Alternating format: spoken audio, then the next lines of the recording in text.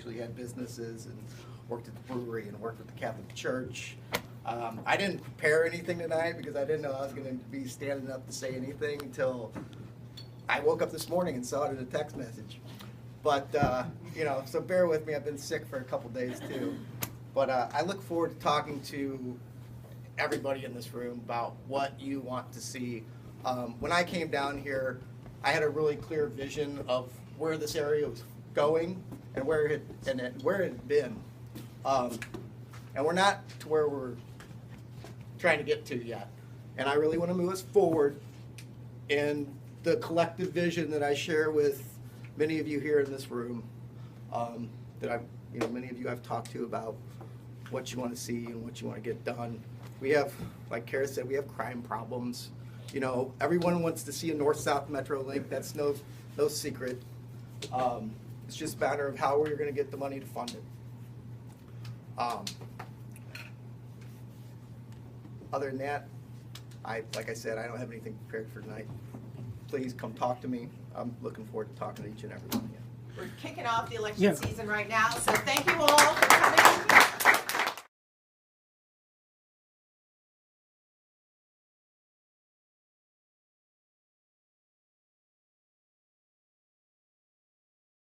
All the way up to Ferguson. This is an issue that would help usher our city into the 21st century and is an issue of social justice, quite frankly, to connect our residents to the jobs that are being created along the central corridor.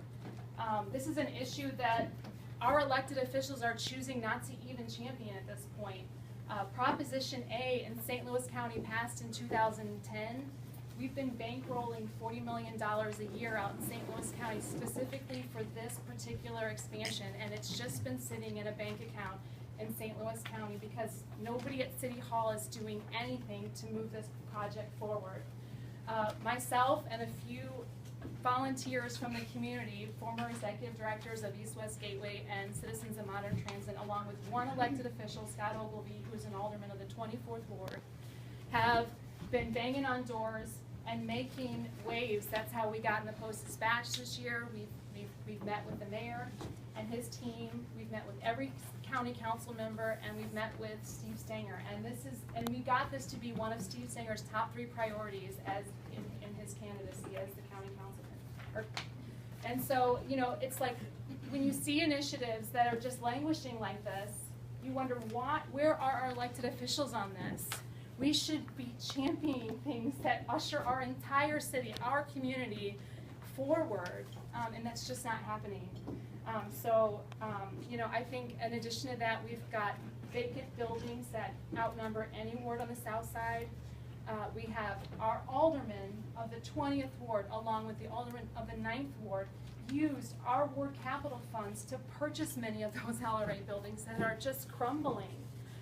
And not to mention the fact that they are, you know, there is no platform by which we are getting them into the hands of people to renovate them. I'm really proud that I have Michael Allen, resource preservationist, as the treasurer of my campaign, that I work with developers like Jason Deem, that I have people that are supporting my campaign, big and small developers, from individuals who want to buy houses down here to big developers like McCormick Barron and Jerry Schlichter, the author of Missouri Historic Tax Credits, supporting my campaign, recognizing that we have roadblocks in place that are preventing us from developing the incredible asset that we have in our historic housing stock.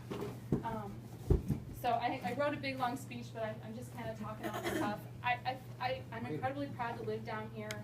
I'm incredibly proud to be part of a community that would come out like this in the snow to check out who could be running for alderman of their ward, a ward that has, as Susan mentioned, the very lowest voter turnout rate in the entire city. We're number 1. We also happen to have incredibly increasing crime rates. We are a pocket of very, very, very high crime down on the south side. Our crime rates down here are increasing way faster than they are citywide. In Gravois Park, burglaries are up 50%. We all know that a young man was killed just yesterday by our police officers. We've got to open some better communication and foster more trust between our residents and the police that are supposed to be protecting us, and that's a real issue that we're facing as a city. And so I think it's time we start looking to other cities. Hotspot policing just isn't working. Traditional policing methods are just not working. They're employing different methods in cities like Kansas City, Boston, and we should be looking to other cities as models on how we can move forward on that.